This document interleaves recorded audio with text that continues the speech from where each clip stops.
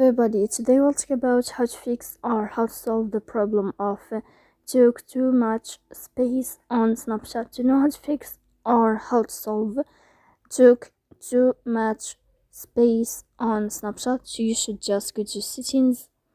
Here we click apps, default apps, app settings. Then in this list you will enter or you will search about the application of Snapchat. As you see in this page of app info, you click on first stop and you click OK. Here we'll enter to the window of storage. Then we click clear cache. Here we can turn on your airplane mode and you can wait 3 seconds to turn off your airplane mode again. So please don't forget to support us by like and subscribe.